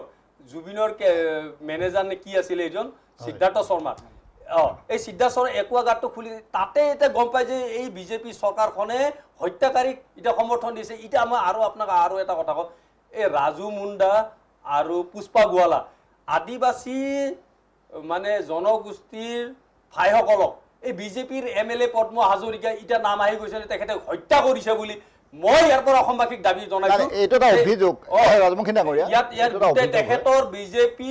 বিজেপিৰ মানুহে মুকলিকৈ প্ৰকাশ কৰিছে কথাটো যে ইয়াত তদন্ত হ'ব লাগে তদন্তত মই নিজে সাক্ষী দিম বুলি কৈছে তেখেতে তদন্তত সকলো কথা স্পষ্ট হ'ব মই CBI তদন্ত হ'ব লাগে ৰাজমুখী ডাঙৰীয়াক ধন্যবাদ জনাইছোঁ মই আপোনাৰ ওচৰত পুনৰ আহিম আপোনাক মই সময় দিম মই আহিছোঁ দীপংকৰ দেৱ শৰ্মা তেখেতে গুৰুত্বপূৰ্ণভাৱে বক্তব্য কিছু আগবঢ়াব। মই দেৱশৰ্মা ডাঙৰীয়াক এই কথা সুধিব বিচাৰিছোঁ যে আমাৰ জুবিন গাৰ্গৰ যি প্ৰসংগ খন্তেক আগতে আমাৰ ৰাজবংশী ডাঙৰীয়াই উল্লেখ কৰিছে, আপুনি ভাবে নেকি যে আগন্তুক নিৰ্বাচনত জুবিন গাৰ্গৰ ন্যায় প্ৰসংগই বিশেষভাৱে গুৰুত্ব লাভ কৰিব? আপুনি কওকচোন। প্ৰথমতে মই এটা কথা কওঁ, ধৰ্মক্ষেত্ৰে কুৰুক্ষেত্ৰে সমবেতা যুজুৎসৱ মামকা পাণ্ডৱ শৈৱ কিম কুৰ্বত সঞ্জয়। তাৰমানে গীতাৰ প্ৰথম শ্লোক এইটো। এখন ধৰ্মক্ষেত্ৰ কুৰুক্ষেত্ৰ, এইখন যিখন আমি ধৰ্মক্ষেত্ৰ বুলি কয়, সদায় ৰাজনীতিবিদসকলে মই কোনো দলক কৈ কোৱা নাই, তেওঁলোকে এখন ধৰ্মক্ষেত্ৰ বুলি কয়। আমি ধৰ্ম সাক্ষী কৰি on the name of god, on the name of ঈশ্বৰৰ নাম লৈ তেওঁলোকে শপত খাই তেওঁলোকে ইয়াত শপত লয়। গতিকে এই ধৰ্মক্ষেত্ৰ কুৰুক্ষেত্ৰৰ ক্ষেত্ৰত এই প্ৰথমতে এই যুদ্ধখন আৰম্ভ হ'ব। আৰু দ্বিতীয়তে মই ইয়াৰ পৰাই প্ৰথমতেই মোৰ বক্তব্য ৰখাৰ আগতেই মই কৈছোঁ যে যিসকল আজি নিৰ্বাচন আয়োগে যুৱ প্ৰজন্মৰ ভোটাৰক আকৰ্ষিত কৰিবৰ কাৰণে প্ৰচেষ্টা হাতত লৈছে, তেওঁলোকে মই ভাবোঁ যুৱ প্ৰজন্মই মানে দলে বলে ভোট দিব লাগে, এইটো মোৰ এপিল ইয়াৰ পৰা। আৰু তৃতীয় কথা হ'ল, আপুনি এতিয়া যিটো জুবিন গাৰ্গৰ প্ৰসংগ উল্লেখ কৰিছে, 100% 100% সত্য। এইবাৰ ৰাজনৈতিক ইছ্যু বুলি কোনোবাই ক'ব পাৰে বা কিবা ইছ্যু বুলি ক'ব পাৰে, জুবিনত আপুনি চাওক এতিয়া প্ৰায় 10 মিলিয়ন হ'বগৈ জাষ্টিছ ফৰ জুবিন লিখা, 10 মিলিয়ন হ'বগৈ, 9.8 হৈছে বোধ কৰোঁ। গতিকে জুবিন গাৰ্গৰ প্ৰসংগটোৱেই এইবাৰ একদম পানী ঘূৰা কৰি দিব। মই আপোনাক কৈ দিলোঁ, মানে জুবিন গাৰ্গক কোনো ৰাজনৈতিক দলে মই ব্যৱহাৰ কৰাটো কেতিয়াও নিবিচাৰোঁ। কংগ্ৰেছে হওক বা বিজেপিয়ে হওক, কোনো দলে মই নিবিচাৰোঁ। কিন্তু জুবিন গাৰ্গৰ যিটো জাষ্টিছ, যিটো ন্যায়, জুবিন গাৰ্গক ন্যায় ক'ত দিলে? জুবিন গাৰ্গক ন্যায় ক'ত দিলে? অসমৰ মুখ্যমন্ত্ৰী মাননীয় শ্ৰীযুত হিমন্ত বিশ্ব শৰ্মাদেৱে, তেওঁ কি ইয়াৰ হেৰি নেকি? তেওঁ জাজ নেকি? তেওঁ ৰাইট হেণ্ড কৰিব পৰা মানুহ নেকি? তেওঁ আহি ক'লে জুবিন গাৰ্গক হত্যা কৰা হৈছে। কি হ'ল? ধোপাং পাং, একো নহ'ল। জুবিন গাৰ্গক একো সাক্ষ্য দিব পৰা নাই, তেওঁলোকে একো প্ৰতিবন্ধ কৰিব পৰা নাই। আকৌ কোৰ্টত গোচৰ চলি আছে, কোৰ্টত গোচৰ চলি আছে, এইটো সত্য কথা। কিন্তু আপোনাৰ তেওঁলোকৰ হেৰি তাৰ বাহিৰৰ আদালতে কি কৈছে? জুবিন গাৰ্গ ড্ৰাউণ্ড, ডুবি পানী খাই ঢুকাইছে। যিয়ে নহওক, কিন্তু জুবিন গাৰ্গক তেওঁ ন্যায় দিম বুলি কিয় কৰে? আৰু তেওঁলোকে চাওক, তেওঁলোকে দুজন মাত্ৰ মানুহ, ৰজি কলিতা আৰু গুপ্তা, দুজন মানুহক লৈ পেলাই তেওঁলোকে এখন SIT গঠন কৰে। আপোনাৰ হেৰিৰ ওচৰতো একে কথা, কি নাম কয়, জুবিন গাৰ্গৰ ক্ষেত্ৰতো একে কথা। SITত তেওঁলোকে যোৱা নাই, বিভিন্ন ধৰণৰ কথাটো সেইটো বেলেগ। কিন্তু গতিকে তেওঁলোকে যিখন কৰিছে, গতিকে মই ভাবোঁ আপুনি যিটো প্ৰসংগ কৈছে, প্ৰসংগ ফালৰি কাটিব বিচৰা নাই। জুবিন গাৰ্গৰ ন্যায় এই নিৰ্বাচনত গুৰুত্ব পাব, 100% গুৰুত্ব পাব। আপোনাক মই ধন্যবাদ জনাইছোঁ। মই অচিন্দ্ৰ প্ৰাণ শৰ্মাৰ ওচৰলৈ আহিছোঁ। তেখেতে বিষয়টো কংগ্ৰেছৰ মুখপাত্ৰ গৰাকীয়ে কংগ্ৰেছ দলৰ যিখিনি কথা, তেখেতে নিৰ্বাচনটোক এটাকে উত্তৰ দিবলৈ সময় দিব লাগিব মোক। যাতায়াতৰ দোহাই দি পেলাই 2টা ফেজৰ আহ্বান কৰিছে। আচলতে তেওঁলোকৰ দিনত যাতায়াতৰ যি দুৰ্ভোগ ব্যৱস্থা আছিল, তাৰ ক'লাদাগ ঢাকি বৰ কাৰণে তেওঁলোকে এই ব্যৱস্থা কৰিছে। এটা ফেজত তেওঁলোকে যেতিয়া নিৰ্বাচন হয়, যাতায়াত খুব সুগম ব্যৱস্থাৰ প্ৰমাণ হ'ব, তেতিয়া কংগ্ৰেছে খুব লজ্জিত হ'ব। দ্বিতীয় বিষয়টো হ'ল যে কংগ্ৰেছে সংবিধানৰ কথা কৈ থাকি বৰ বিশেষ লাভ নাই। কংগ্ৰেছৰ বিষয়টো আমি জানো যে কংগ্ৰেছে সংবিধানক কিমান মানে তেওঁলোকৰ মই 2টা সৰু উদাহৰণ মাত্ৰ দি যাওঁ। আপুনি জানে যে ইমাৰ্জেঞ্চি কেনেকৈ আহিছিলে? এলাহাবাদ কোৰ্টে ইন্দিৰা গান্ধীৰ ওপৰত যেতিয়া তেওঁৰ নিৰ্বাচন অবৈধ বুলি সেই নিৰ্বাচনত যে বিজয় হৈছিল, তাৰ বিৰুদ্ধে যেতিয়া তেওঁলোকৰ ৰায়দান কৰিছিল, সেই ৰায়দানক লুকাবৰ কাৰণে, নাইকিয়া কৰিবৰ কাৰণে তেওঁলোকে ইমাৰ্জেঞ্চি ঘোষণা কৰিছিল। দ্বিতীয় বিষয়টো হ'ল যে আপুনি এটা কথা জানে, সুপ্ৰিম কোৰ্টৰ যিজন 10 নম্বৰজন মুখ্য ন্যায়াধীশ কৈলাশনাথ ৱাংচুক এপইণ্টমেণ্ট কৰিছিল উইদাউট LLB ডিগ্ৰী। সংবিধানত স্পষ্টভাৱে আছে। আৰু দ্বিতীয় বিষয়টো হ'ল যে তেওঁ কৈ আছে যে যিবিলাক বিষয় যে মাটিৰ বেদখল মুক্ত কৰিলে খিলঞ্জীয়া ৰাইজৰ বা কিয়বাৰ, এই বিষয়টো এটা মই সৰু কথা তেখেতক কওঁ যে তেখেতসকলে যিসকল মানুহক খিলঞ্জীয়া বুলি ক'ব খুজিছে, কংগ্ৰেছে বাৰে বাৰে এটা কথা কৈ আছে যে এই যিসকল বেদখল মুক্ত কৰা হ'ল অসমৰ ভূমি বনাঞ্চল, সেই বনাঞ্চলবিলাকত পুনৰ এই লোকসকলক সংস্থাপিত কৰিব। তো কথাটো হ'ল যে বনাঞ্চল বেদখল কৰাটো কোন কাৰণত সংবিধানৰ মতে আইনসংগত? তেওঁলোকে যে সেই বনাঞ্চলবিলাকত সেই মানুহবিলাকক পুনৰ সংস্থাপন দিম বুলি কৈছে, কোনটো সংবিধানৰ গণ্ডিত থাকি পেলাই তেওঁলোকে কৈছে? দ্বিতীয় বিষয়। আৰু এটা কথা মই আপোনাক কওঁ যে চাওক, তেওঁলোকে বাৰে বাৰে কয় যে আমি একদম সঁচা কথা এটা ক'ব লাগিব। আজিৰ দিনত আমাৰ 35টা বা 36টা সমষ্টিলৈকে কিন্তু মিয়া অধ্যুষিত অঞ্চললৈ সমষ্টিলৈ পৰিৱেশিত হৈছিলে তাত ডক্টৰ হিমন্ত বিশ্ব শৰ্মা ডাঙৰীয়া বা নিৰ্বাচন আয়োগৰ কথাই কওক আপুনি গোটেই ব্যৱস্থাটোক এটা ছিষ্টেমেটিক আনিলে আজিৰ দিনত 22টা বা 23টা সমষ্টি আজি মিয়া অধ্যুষিত তাৰ পৰা MLA হৈ ওলাই আহিব এতিয়া চাওক আপুনি এটা সৰু বস্তু মোৰ ঘৰ গোলাঘাটত মোৰ ঘৰ দেৰগাঁও গোলাঘাটত মেৰাপানী অঞ্চলত যিসকল মানুহ বসবাস কৰিছে বেদখলৰ সময়ত আপোনালোকে দেখা পাইছে তেওঁলোক হয়তো কোনোবা গোৱালপাৰা কোনোবা ধুবুৰীৰ কোনোবা এইফালৰ অঞ্চলবিলাকৰ দৰং চৰং আদিৰ পৰা যোৱা তেওঁলোকৰ ভাষা শুনিলে আপুনি গম পাব যে তেওঁলোক খিলঞ্জীয়া অসমীয়া মানুহ নহয় তেওঁলোকে কি কৰিছে আন্তঃপ্ৰব্ৰজনৰ জৰিয়তে সমষ্টি যিটো আন্তঃপ্ৰব্ৰজনৰ জৰিয়তে পৰৱৰ্তী আমাৰ হাতত থকা 103টা সমষ্টিকো অতি শ্ল'লি এটা এজেণ্ডা ফিট কৰি তেওঁলোকৰ এজেণ্ডা কিন্তু আজিৰ এজেণ্ডা নহয় সেইটো আপুনি 1946ৰ স্বাধীনতাৰ আগত যদি আপুনি বিধানসভাৰ আৰু কিছুমান ষ্টেটমেণ্ট চাই তেতিয়াহ'লে সেই সমস্যাবোৰ কিন্তু তেতিয়াৰ সমস্যা আছিল সেই সমস্যাবিলাক 70 বছৰে কংগ্ৰেছে পালন কৰি ৰাখিলে তাৰপিছত আমি যেতিয়া উচ্ছেদিত কৰিছোঁ তেওঁলোকে কি কৈছে সেই মানুহখিনিক সেই জেগালৈ আপোনাৰ পুনৰ সংস্থাপন কৰাৰ কথা কৈছে আজি দুলীয়াজনৰ কথা কওক আপুনি মাকুমৰ কথা কওক মই খুব সচৰাচৰ ব্যৱসায়িক কামত মই সেই অঞ্চলবিলাকলৈ গৈ থাকোঁ তাত আজিৰ পৰা 20 বা 22 বছৰ আগত কিন্তু 0% আপোনাৰ মুছলমান ভোটাৰ আছিল মই অসমীয়া খিলঞ্জীয়া মুছলমানসকলক কোৱা নাই কিন্তু দেই তেওঁলোক কলৈকো কিন্তু এটা সমষ্টিৰ পৰা আনটা সমষ্টিলৈ গৈ থকা নাই তাত হয়তো খুব অতি নগণ্য মানৰ কোনোবা বানপানীত এফেক্টেড বা কোনোবা তেনেকুৱা মানুহ হয়তো আছে তেওঁলোকক মাতি পুনৰ দিয়া যাব তেওঁলোক যদি গোলাঘাটত এফেক্টেড হৈছে ধনচিৰ বা আপোনাৰ গেলাবিলৰ আপোনাৰ গৰাখহনীয়া তেতিয়া ডেফিনেটলি তেওঁলোকে গোলাঘাটত মাতি এপ্লাই কৰিব গোলাঘাটত তেওঁলোকক পুনৰ সংস্থাপনৰ ব্যৱস্থা কৰিব কিন্তু কথাটো হ'ল গোৱালপাৰাত যদি গৰাখহনীয়াত যোৱা মানুহজন মেৰাপানীত গৈ পেলাই বসবাস কৰিবলৈ লোৱাটো বনাঞ্চল ধ্বংস কৰি সেইটো কোন মতে কোন সংবিধানৰ মতে শুদ্ধ সেইটো কংগ্ৰেছে ক'ব লাগিব তৃতীয় বিষয়টো হ'ল যে তেওঁলোকে এটা কথা কৈ আছে যে জুবিন গাৰ্গৰ বিষয়টো চাওক এটা কথা বিষয় জুবিন গাৰ্গক জাষ্টিছ দিবৰ কাৰণে SIT গঠন কৰি ডক্টৰ হিমন্ত বিশ্ব শৰ্মাৰ নেতৃত্বত চৰকাৰখনে গৃহ বিভাগে যিখিনি ব্যৱস্থা পুলিচৰ কৰিব লাগে পুলিচে কৰিলে এতিয়া কথাটো হ'ল পৰৱৰ্তী গোটেই ব্যৱস্থাটো ন্যায়ালয়ত আছে ন্যায়ালয়ৰ সংবিধানৰ মতে চলা ন্যায়ালয়ৰ গোটেই ব্যৱস্থাৰ মাজে যাব লাগিব কংগ্ৰেছে বিচাৰিছে নেকি যে ভাৰতৰ চৰকাৰখনে অসমৰ চৰকাৰখনে ন্যায়ালয়ৰ কামত হস্তক্ষেপ কৰক তেওঁলোকে যেনেকৈ বাৰে বাৰে চাহবানুৰ এটা কেছ আপুনি জানে সুপ্ৰিম কোৰ্টে এটা তেওঁলোকৰ ওপৰত ৰাজীৱ গান্ধীৰ সময়ত এটা সুপ্ৰিম কোৰ্টে এটা তেওঁলোকক ভাৰ্টিক দিলে যে মুছলমান মহিলাসকলৰো যদি ডিভোৰ্চ হয় তেওঁলোকৰ আপোনাৰ মেইনটেনেন্সৰ পইচা দিব লাগিব তাৰ বিৰুদ্ধে কিন্তু সংবিধান নামানি ন্যায়ালয়ৰ বিষয় নামানি ৰাজীৱ গান্ধীৰ নেতৃত্বত সেই সময়ত সংখ্যাগৰিষ্ঠ চৰকাৰখনে কিন্তু সংবিধানৰ আইন ভংগ কৰি ন্যায়ালয়ৰ আইন অমান্য কৰি ন্যায়ালয়ৰ ৰায় অমান্য কৰি তেওঁলোকে কিন্তু সংসদত প্ৰস্তাৱ গ্ৰহণ কৰিছিল যিটো আপোনালোকে সকলোৱে জানে মই বিস্তৃত হ'বলৈ নাযাওঁ ইমান কম সময়ৰ ভিতৰত গোটেই বিষয়টো চাহবানুৰ কেছটো গোটেইটো জানে আপোনালোকে গোটেই কাহিনীটো তেনেস্থলত কংগ্ৰেছে এই বিষয়বিলাক উপস্থাপন কৰি আচলতে নিজকে ৰাইজৰ ওচৰত হাঁহিয়তৰ পাত্ৰ কৰিছে আজিৰ দিনত মই এটা সৰু কথা কৈ আপোনাক সামৰিম সময় সকলোকে দিব লাগিব চাওক তেওঁলোকৰ ওচৰত আচলতে ইছ্যুৰ অভাৱ একদম ফেক্ট হ'ল তেওঁলোকে অসমত উন্নয়ন দেখিছে অসমত গোটেই ব্যৱস্থা দেখিছে যাতায়াত দেখিছে তাৰপিছত তেওঁলোকৰ আচলতে ইছ্যু নাই আজিৰ দিনত নিৰ্বাচনৰ ওচৰত যাবলৈ আৰু যি দুই এটা ইছ্যু তেওঁলোকে নিবলৈ চেষ্টা কৰিছিলে তেওঁলোকৰ যাত্ৰাত সেইটো একেবাৰে বিফল প্ৰমাণিত হ'ল তেওঁলোকৰ যাত্ৰা মাজে মাজে ৰখি যাব লগা হৈছে অসমৰ মানুহে সেই বস্তুটো ৰিচিভ কৰা নাই কিন্তু আমাৰ আশীৰ্বাদ যাত্ৰাত আপুনি এটা কথা চাওক আশীৰ্বাদ যাত্ৰাত যি বিপুল সমাদৰ আৰু ৰাইজৰ যি আশীৰ্বাদ আছে সেই আশীৰ্বাদত আপোনালোকে বাৰে বাৰে আপোনাৰ ৰিজাল্ট ওলাইছে যে 26ৰ নিৰ্বাচনৰ ৰিজাল্ট কি হ'ব এইকাৰণে কংগ্ৰেছ আচলতে আজিৰ দিনত একেবাৰে ফ্ৰাষ্ট্ৰেটেড হৈছে আৰু কংগ্ৰেছে এইকাৰণে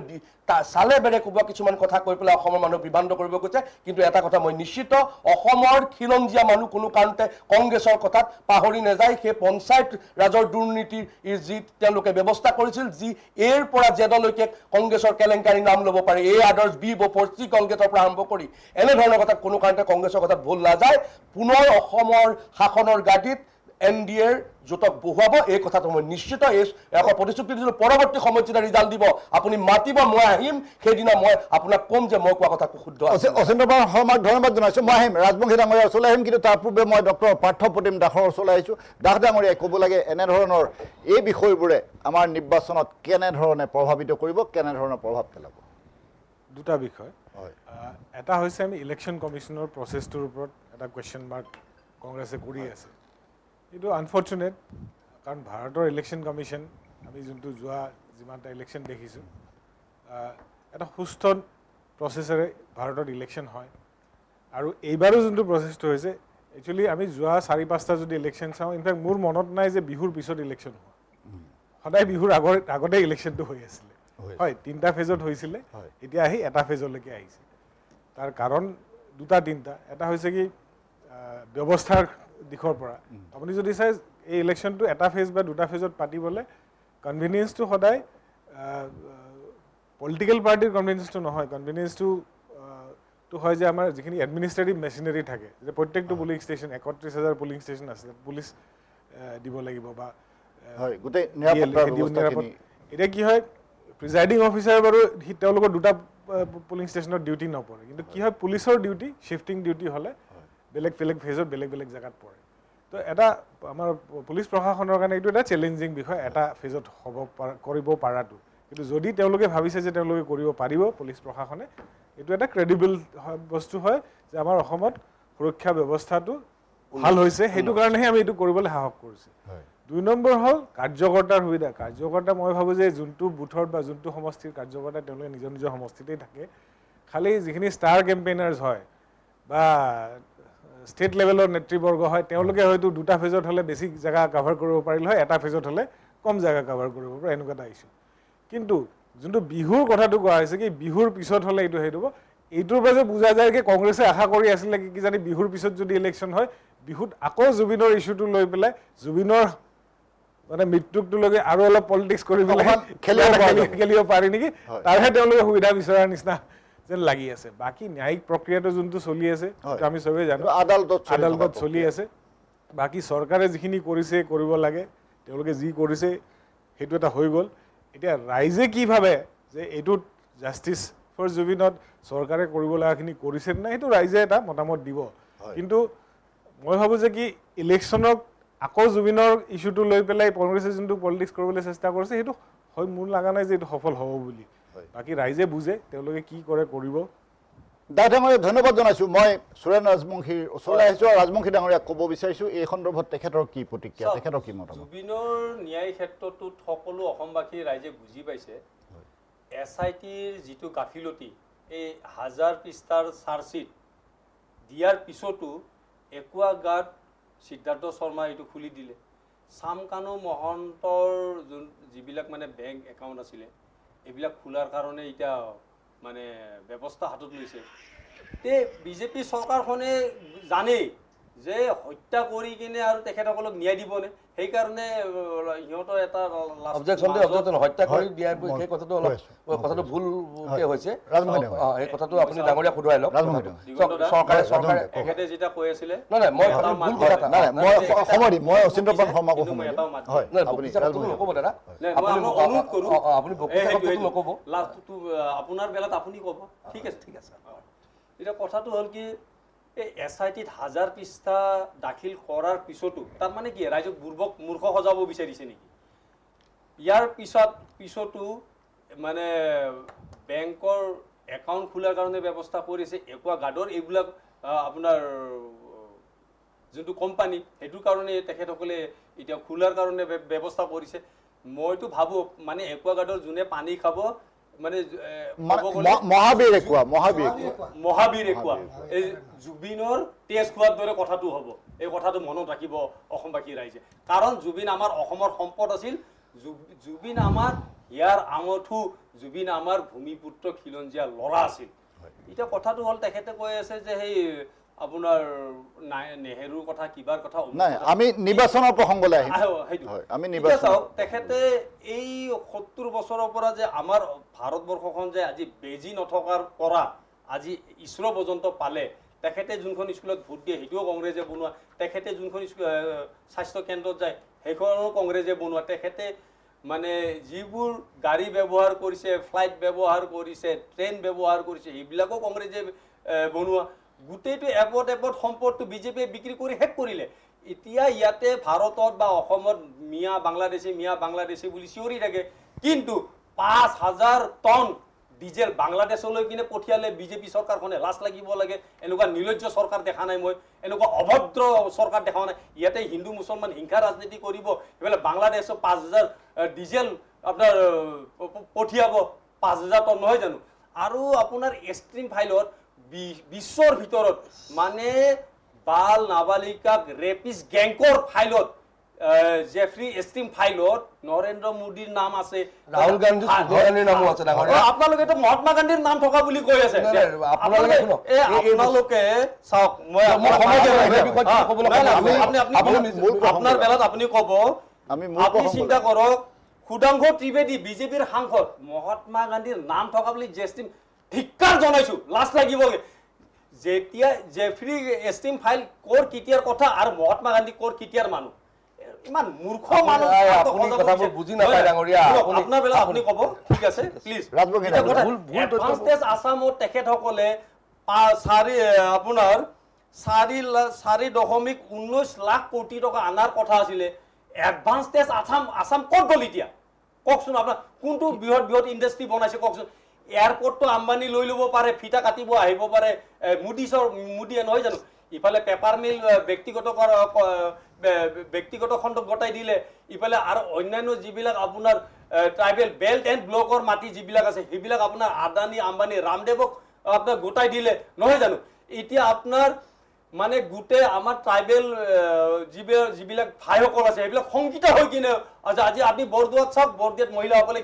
কি কথা কি অভিযোগবিলাক আনি আছে এইবিলাক চাওক।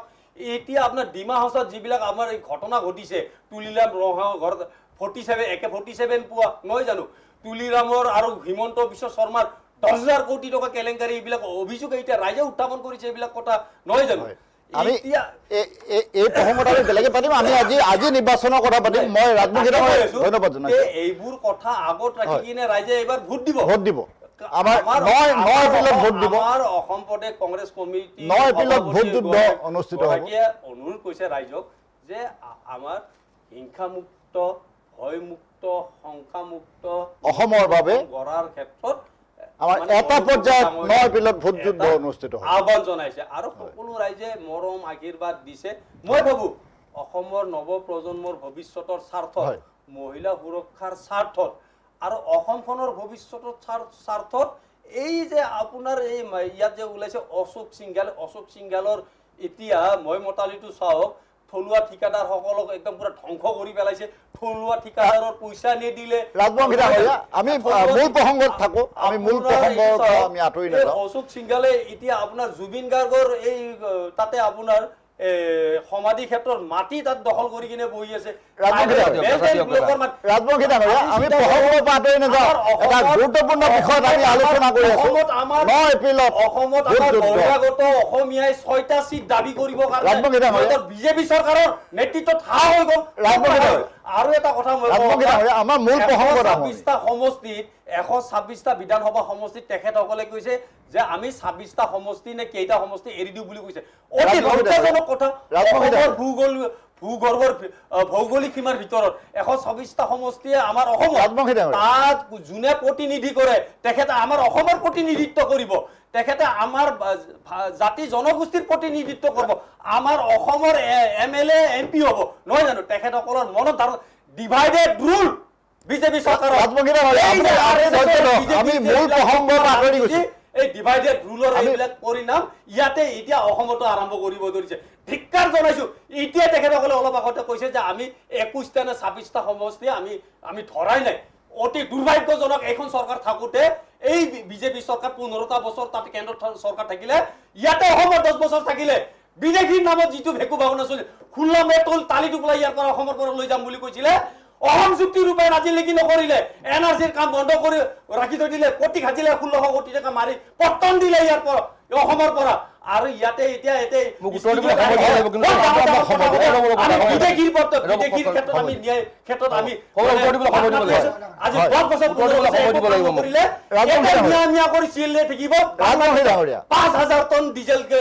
মোদী চৰকাৰে তাত পঠাব।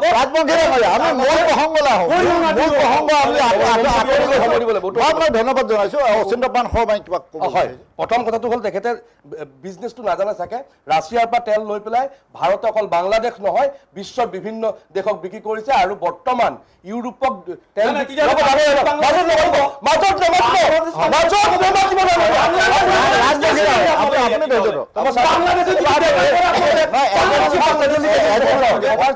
উত্তৰ দিব দিয়ক।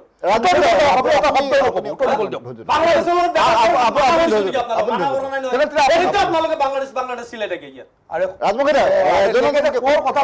বাংলাদেশৰ লগত বেপাৰ কৰা আৰু বাংলাদেশী অসমত সংস্থাপন দিয়া বিদেশী এখন আইন আছে NRC আছে আপোনালোকে কাৰ জৰিয়তে বাংলাদেশী MLA লৈ কিনে আপোনালোকে চৰকাৰ গঠন কৰিছে চৰকাৰত আছে বাংলাদেশী MLA হাইকোৰ্টে বাংলাদেশীৰ পৰা আমি অসমত সংস্থাপন দিলে কেইদিনমান আগতে আপোনাৰ কোনোবা এজনী মহিলাক নাগৰিকত্ব বিদেশী বাংলাদেশী নাগৰিকক নাগৰিকত্ব দিছে আৰু আপোনালোকে ইয়াতে আলোচনা কৰি আছো 9 এপ্ৰিলত ভোট যুদ্ধ এই গুৰুত্বপূৰ্ণ বিষয়লৈ আমি আলোচনা কৰি আছো আমি আপোনাক মই সময় দিম অচিন্দ্ৰপান শৰ্মাৰ ওচৰলৈ কিছু সময়ৰ পাছত আমি উভতি আহিম এতিয়া লৈছো খন্তেক সময়ৰ বাণিজ্যিক বিৰতি स्कैमर्स की विकेट टपकाने की कोशिशें जारी क्या होगी समाप्त बल्लेबाजों की पारी हेलो मैडम बिजली विभाग से बोल रहा हूँ इस लिंक पे पैसे भरे वरना बिजली कट जाएगी बिजली कट जाएगी बिजली कट जाएगी बोल टेंशन का माहौल बल्लेबाज जाल में फंसते हुए काट दो हैं? वैसे भी आज कैंडल लाइट डिनर का प्लान है कैंडल लाइट आंटी भर दो ना प्लीज मुंह तोड़ जवाब कमाल की साझेदारी ने कर दिया स्कैमिंग टीम को परास्त बी अलर्ट बी स्कैम से শৰীৰৰ যিকোনো অসুবিধাৰ সন্মুখীন হৈছে নেকি আপুনি শাৰীৰিক সমস্যাৰ প্ৰতিকাৰ কেৱল আমি দিম অভিজ্ঞ চিকিৎসকে দিব সুপৰামৰ্শ প্ৰতি সপ্তাহত থাকিব বিভিন্ন ৰোগৰ বিশেষজ্ঞ চিকিৎসক চাবলৈ নাপাহৰিব এনি ভাৰত 24ৰ বিশেষ অনুষ্ঠান স্বাস্থ্য বিশেষ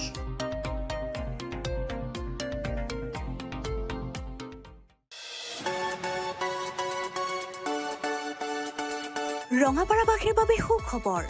আপুনি যদি দুচকীয়া বাহন ক্ৰয় কৰিব বিচাৰিছে তেন্তে এতিয়াৰ পৰা আৰু চিন্তাৰ কোনো প্ৰয়োজন নাই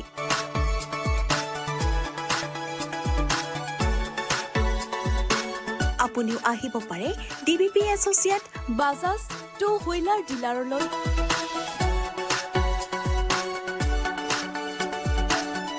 আমাৰ ঠিকনা হৈছে ৱাৰ্ড নং ৮ ঠাকুৰবাৰী ৰোড ডাকঘৰ ৰঙাপাৰা জিলা শোণিতপুৰ অসম আমাৰ যোগাযোগ নম্বৰ হৈছে 9435707133 আৰু 9707967285 बिजनेस रजिस्टर हो गया? यस सिर्फ करंट अकाउंट बाकी है करंट अकाउंट के लिए तो SBI बेस्ट है। यूएस मशीन मिलेगा और QR कोड भी। Best cash deposit limit east और वेस्ट इंडस्ट्री में बेस्ट सबको पता है SBI करंट अकाउंट बेस्ट है, सबको पता है। स्कैमर्स की विकेट टपकाने की कोशिशें जारी क्या होगी समाप्त बल्लेबाजों की पारी हेलो मैडम बिजली विभाग से बोल रहा हूँ इस लिंक पे पैसे भरे वरना बिजली कट जाएगी बिजली कट जाएगी बिजली कट जाएगी बोल टेंशन का माहौल बल्लेबाज जाल में फंसते हुए काट दो हैं? वैसे भी आज कैंडल लाइट डिनर का प्लान है कैंडल लाइट आंटी भर दो ना प्लीज मुंह तोड़ जवाब कमाल की साझेदारी ने कर दिया स्कैमिंग टीम को परास्त बी अलर्ट बी स्कैम से শৰীৰৰ যিকোনো অসুবিধাৰ সন্মুখীন হৈছে নেকি আপুনি শাৰীৰিক সমস্যাৰ প্ৰতিকাৰ কেৱল আমি দিম অভিজ্ঞ চিকিৎসকে দিব সুপৰামৰ্শ প্ৰতি সপ্তাহত থাকিব বিভিন্ন ৰোগৰ বিশেষজ্ঞ চিকিৎসক চাবলৈ নাপাহৰিব এনি ভাৰত 24ৰ বিশেষ অনুষ্ঠান স্বাস্থ্য বিশেষ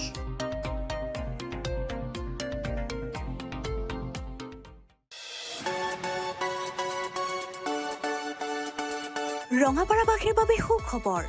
আপুনি যদি দুচকীয়া বাহন ক্ৰয় কৰিব বিচাৰিছে তেন্তে এতিয়াৰ পৰা আৰু চিন্তাৰ কোনো প্ৰয়োজন নাই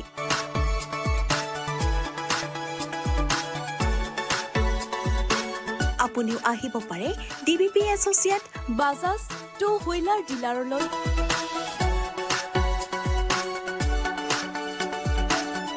আমাৰ ঠিকনা হৈছে ৱাৰ্ড নং ৮ ঠাকুৰবাৰী ৰোড ডাকঘৰ ৰঙাপাৰা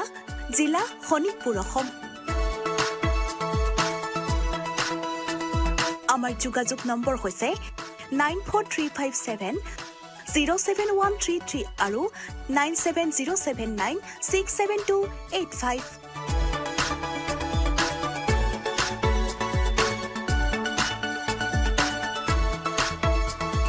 भाई बिजनेस रजिस्टर हो गया? यस, सिर्फ करंट अकाउंट बाकी है। करंट अकाउंट के लिए तो SBI बेस्ट है। यूएस मशीन मिलेगा और QR कोड भी।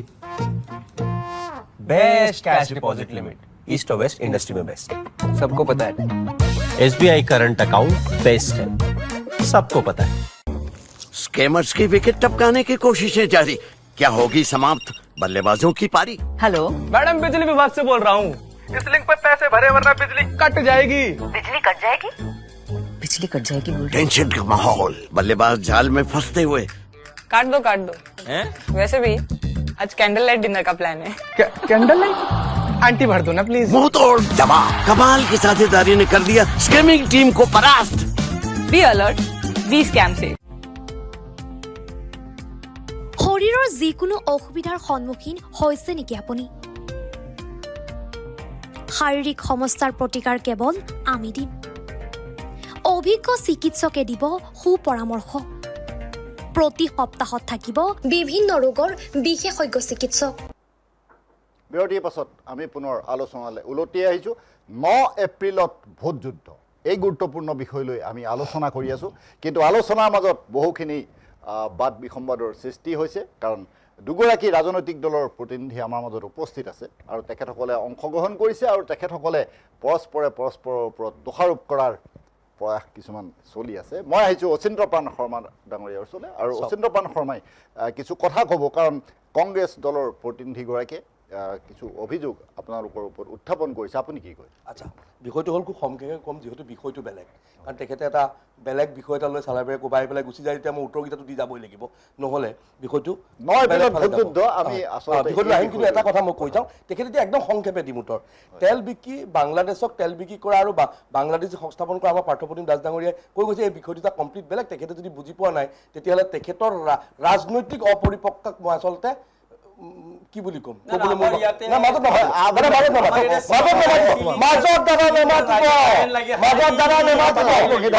আপোনাৰ প্ৰতিটো শব্দৰ মাজত কিন্তু মই ইয়াৰ পাছত মাতি যাম। দ্বিতীয় বিষয়টো হ'ল চিলিণ্ডাৰৰ লাইন দাঙিছো নেকি? আপুনি কৈ থাকক, তেতিয়াহ'লে মই হাতটো দাঙি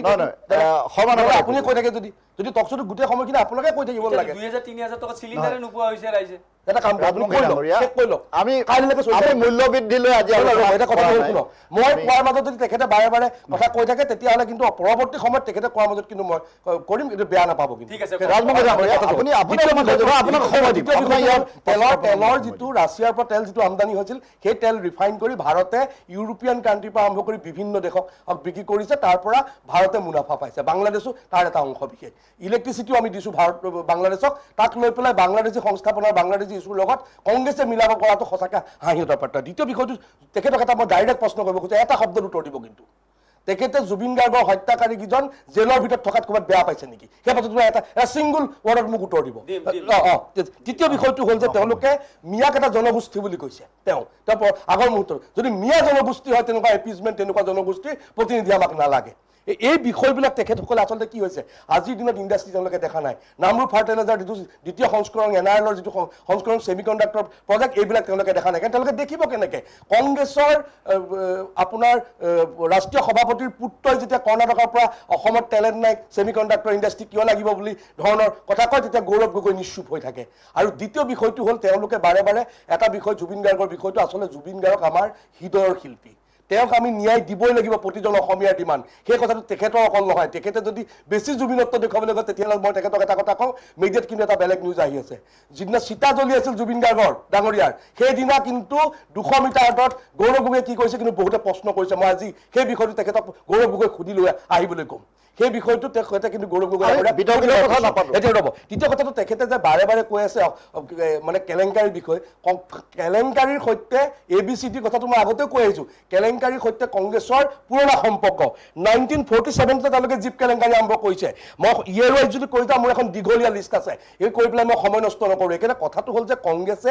আচলতে আজিৰ দিনত মই একচুৱেলি খুব বেয়া লাগিছে অসমত বিৰোধী শক্তিশালী হোৱাটো বিচাৰোঁ এইটো গণতন্ত্ৰৰ কাৰণে অতি শুভ সংকেত কিন্তু কংগ্ৰেছে যে আজি 22টা বা 23টা সমষ্টিত কাজিয়া কৰি ৰাইজৰ দলৰ লগত সেই বিশেষ সমষ্টি যিখিনি সমষ্টি আমি মিয়া অধিকৃত বুলি কওঁ তেওঁলোকে ক'বলৈ লাজ পায় আমি ডাইৰেক্টলি কওঁ এই সমষ্টিকেইটাক লৈ যে তেওঁলোকে কাজিয়া কৰি এলায়েন্সটো নহ'ল তাৰ মূল কাৰণটো হ'ল যে তেওঁলোকৰ বাকীখিনি সমষ্টিত বিজয়ৰ তেওঁলোকৰ কোনো ধৰণৰ ব্যৱস্থা নাই কোনো তেওঁলোকৰ চান্সেছ নাই অকল সেই 22টা সমষ্টিত তেওঁলোক লৈ পেলাই কেন্দ্ৰীভূত কিন্তু মই আচলতে অসমৰ মূল বিৰোধী দল হিচাপে ভাৰতৰ মূল বিৰোধী দল হিচাপে মই ডেফিনেটলি এজন ভাৰতীয় হিচাপে সেই বিষয়টো নিবিচাৰোঁ কংগ্ৰেছ শক্তিশালী হওক কিন্তু তেওঁলোকৰ আচলতে ইছ্যু ভিত্তিক যদি তেওঁলোকে ব্যৱস্থা গঠন কৰিব নোৱাৰে তেওঁলোকে গণতন্ত্ৰত এইবাৰ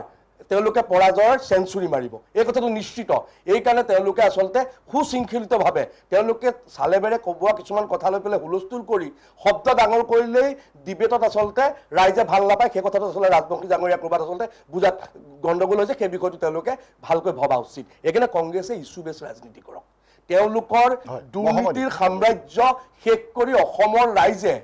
তেওঁলোকৰ এই বৃহৎ যিটো কেলেংকাৰী ভাৰতৰ মানে স্বাধীনতাৰ সময়ৰ পৰা যিটোকে কেলেংকাৰী হ'ল সেই কেলেংকাৰীক প্ৰতিহত কৰি সেই ক'লা দাগ মুচি অসমৰ ৰাইজৰ মাজলৈ কেনেকৈ যাব তাৰ চিন্তা কৰক তেওঁলোকে বিজেপিৰ ওপৰত বোকা ছটিয়াব নালাগে বিজেপিক অসমৰ ৰাইজে ভোট দি বাৰে বাৰে ভাৰতৰ ৰাইজে ভোট দি বাৰে বাৰে প্ৰমাণ কৰিছে যে বিজেপি অসমৰ ৰাইজৰ হৃদয়ত আছে ভাৰতৰ ৰাইজৰ হৃদয়ত আছে কাৰণ আমি যিবিলাক মেনিফেষ্টত কথা কৈছোঁ সেই মেনিফেষ্টৰ কথাবিলাক আমি আজি বিভিন্ন বিষয় লৈ পেলাই সেই বিষয়বিলাক আমি আনিছোঁ আৰু অসমৰ ৰাইজে ভাৰতৰ ৰাইজে সেই বিষয়বিলাক লৈ আমাক আদৰি লৈছে সেইকাৰণে পৰৱৰ্তী সময়তো আমি কোৱা কথাবিলাক আমি চাওক আমি মিয়াৰ এপিজমেণ্টৰ পলিটিক্স কংগ্ৰেছৰ আমি কিন্তু একদম ডাইৰেক্ট কৈছোঁ যে আমাক মিয়াৰ ভোট নালাগে এইকাৰণে কথাটো হ'ল যে আমি কোনো লোকধাক কৰা নাই তেওঁলোকে ক'ব পাৰিব নেকি মিয়াৰ ভোট নালাগে বুলি কওকচোন তেওঁ যদি সাহস আছে তেওঁ সাহস আছে যদি কওক যে তেওঁলোকক মিয়াৰ ভোট নালাগে কিন্তু আমি ক'ব পাৰোঁ আমাৰ সাহস আছে কাৰণ তেওঁলোকে কেৱল মিয়া এপিজমেণ্টত চলি থাকে আৰু এইটো পুৰণি এটা অভ্যাস মানে আজিৰ দিনত তেওঁক আৰু মই বেলেগক ক'ব নালাগে অসমৰ ৰাইজে এইটো কথা বিশ্বাস কৰে তেওঁ খালি এটা উত্তৰ দিয়ক যে জুবিন গাৰ্গৰ হত্যাকাৰী যে জেলত আছে তেওঁলোকে ভাল পাইছে নে বেয়া পাইছে কাৰণ কেলে কৈছোঁ যিখন তেওঁলোকে তথাকথিত চাৰ্জশ্বিটৰ কথা কৈছে 90 দিনৰ ভিতৰত অসম পুলিচে চাৰ্জশ্বিট দিছে SIT-য়ে সেই চাৰ্জশ্বিটৰ ভিত্তিতে কিন্তু আদালতে তেওঁলোকক আজিও এৰি দিব পৰা নাই হত্যাকাৰীসকলক জেলত ৰখাৰ কাৰণে যি কৰিছে ব্যৱস্থা তাত তেওঁলোকে আচলতে অসম চৰকাৰক তেওঁলোকে বাৰে বাৰে সমৰ্থন দিব লাগে কাৰণ কণ্ডিশ্যনটো হ'ল যে আমি যেতিয়া এটা গ্ল'বেল পলিটিক্সৰ ইছ্যু বা তেওঁলোকৰ দেশৰ উন্নতিৰ ইছ্যু আহে তেতিয়া বিৰোধী আৰু এই আপোনাৰ চৰকাৰ একেলগ হ'ব লাগে জুবিন গাৰ্গৰ ইছ্যুত আচলতে তেওঁলোকে চৰকাৰৰ লগত খাৰা হ'ব লাগিছিল যেতিয়া তেওঁলোকক জেলৰ ভিতৰত ৰখাৰ যি ব্যৱস্থা কৰিছে তাত তেওঁলোকে কিয় সমৰ্থন নজনায় তেওঁলোকে কিয় চৰকাৰক ধন্যবাদ নজনায় তেওঁলোকে অসমৰ গৃহ বিভাগক অসমৰ পুলিচক তেওঁলোকে কিয় সমৰ্থন নজনায় যে তেওঁলোকে যিটো জেলত ৰখাৰ ব্যৱস্থা কৰিছে কোৰ্টত যিখন মানে চাৰ্জশ্বিট দিছে সেই চাৰ্জশ্বিটৰ কাৰণে কিয় ধন্যবাদ নজনায় কাৰণ তেওঁলোকৰ এটা চৰিত্ৰ ৰাহুল গান্ধী আমি বাৰে বাৰে এটা বিষয় দেখোঁ যে তেওঁলোকে যিবিলাক গ্ল'বেল ইছ্যু সিন্দুৰৰ সময়ত হওক তেওঁলোকে AI সামিটৰ সময়ত হওক তেওঁলোকে যিবিলাক দেশক লজ্জিত কৰিব পৰা বিশ্বৰ প্লেটফৰ্মত দেশক লজ্জিত কৰিব পৰা ধৰণৰ তেওঁলোকে ঘটনা ঘটায় কাৰণ যিবিলাক কুৱেশ্যনছ তেওঁলোকে লোকসভাত ৰাইজ কৰে এইবিলাক ক'ৰবাত সন্দেহজনক কাৰণ তেনেবিলাক সামৰিকৰ ভিতৰৰ ইছ্যু কেতিয়াও লোকসভাত প্ৰশ্ন নকৰে কাৰণ দেশৰ এইটো সুৰক্ষাৰ বিষয় যেতিয়া AI ছাবমিট হৈ আছে সেইটো চৰকাৰ বিজেপি নে কংগ্ৰেছ তেওঁলোকে চাব নালাগে কাৰণ সেই বিষয়বিলাক আচলতে বিশ্বৰ দৰবাৰত ভাৰতক প্ৰতিষ্ঠা কৰাৰ বিষয় সেই প্ৰতিষ্ঠা কৰা বিষয়বিলাকত কিন্তু কংগ্ৰেছে হওক বিজেপি হওক বিৰোধী আৰু চৰকাৰ একেলগ হ'ব লাগে এনেকুৱা বহু বিষয় আছে যিবিলাক বিষয়ত তেওঁলোকে বাৰে বাৰে দেশক লজ্জিত কৰিছে আৰু তেওঁলোকৰ এইটো চৰিত্ৰ আচলতে অচিন্তা শৰ্মাক ধন্যবাদ জনাইছোঁ মই ৰাজবংশী ডাঙৰীয়াৰ ওচৰলৈ আহিম কিন্তু তাৰ পূৰ্বে মই দীপংকৰ দেৱৰ শৰ্মাক এটা কথা সুধি ল'ব বিচাৰিছোঁ যে দুগৰাকী ৰাজনৈতিক দলৰ প্ৰতিনিধিৰ বক্তব্য আপুনি শুনি আছে আপুনি মোক স্পষ্ট কৰি দিব লাগে বিজেপি দলে কংগ্ৰেছৰ গাত বোকা ছটিয়াইছে নে কংগ্ৰেছ দলে বিজেপিৰ গাত বোকা ছটিয়াইছে আপুনি আপোনাৰ মতে কওক শুনক আমাৰ মূল বিষয়টো আছিল 9 এপ্ৰিলৰ ভোটযুদ্ধ কেনেকুৱা হ'ব হকে বা বিহকে বা কিবা কাৰণতে হওক বা উচতনিমূলকৰে হওক মই লক্ষ্য কৰিছোঁ যে দুইজনে মই এজনৰ গাত দুখ নিদিওঁ দুইজনে দুইজনৰ গাত বোকা ছটিয়াই আছে এতিয়া অচিন্তপ্ৰাণ শৰ্মা ডাঙৰীয়া বা ৰাজবংশী ডাঙৰীয়া মূল বিষয়টোৰ পৰা আঁতৰি ফালৰি কাটি যোৱা যেন বোধ হৈছে আৰু দ্বিতীয় আপুনি অনুভৱ কৰিছোঁ আৰু মোৰ কাষত মূৰত বহি থকা দাস ডাঙৰীয়াও এই কথাটো অনুভৱ কৰিছে চাগে যাতে যিটো যুদ্ধ আমি 9 এপ্ৰিলত ভোট যুদ্ধত আমি কেনেকৈ সাজু হৈছোঁ আমি কি ইছ্যু লৈ আহিম কি ইছ্যু লৈ আমি জনতাৰ ওচৰত যাম সেইটো প্ৰথমতে সুন্দৰকৈ আগবাঢ়িছিল এই কথাটো গৈ এই যে জুবিন গাৰ্গৰ প্ৰসংগটো তেওঁলোকে যিটো প্ৰসংগত গৈছে জুবিন গাৰ্গৰ বিষয়ত ক'বলৈ ঢেৰ কথা আছে এইটো মানে এটা সৰ্বসন্মত বস্তু আৰু গতিকে মই ভাবোঁ তেওঁলোকক মই অনুৰোধ কৰোঁ যে তেওঁলোকে বোকা ছটিওৱা কৰাতকৈ অসমৰ ৰাইজে তেওঁলোকৰ মানে ভিছনটো যাতে ভালকৈ গম পায় লক্ষ্য কি গুৰুত্বপূৰ্ণ কথা কাৰণ আমাৰ ৰাজ্যত এইবাৰ 5,75,000 নতুন ভোটাৰ আছে তেখেতসকলে নতুনকৈ ভোট দিব ঠিক তেনেধৰণে নতুন বহুখিনি সিদ্ধান্ত লোৱা হৈছে যেনেকৈ এটা কেন্দ্ৰত 1200তকৈ অধিক ভোটাৰ থাকিব নোৱাৰিব প্ৰথমবাৰৰ বাবে 100% ৱেব কাষ্টিঙৰ ব্যৱস্থা কৰা হৈছে যুৱ প্ৰজন্মৰ বাবেও বিশেষ কিছু প্ৰশিক্ষণৰ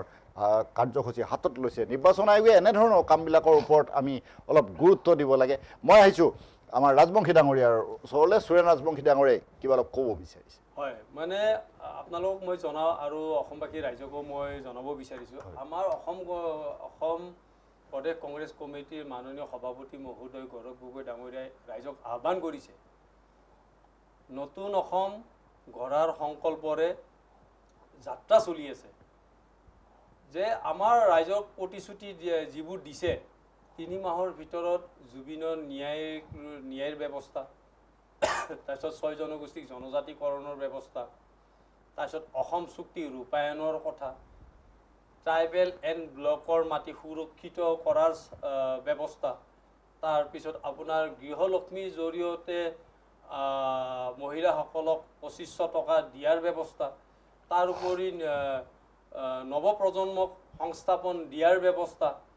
তাৰ উপৰি মূল্যবৃদ্ধি হ্ৰাস কৰাৰ ব্যৱস্থা আৰু আমাৰ অসমত যিমানবোৰ টুল গেট আছে টুল গেটসমূহ গোটেই ভাঙি অসমৰ পৰা নাইকিয়া কৰাৰ ব্যৱস্থা আৰু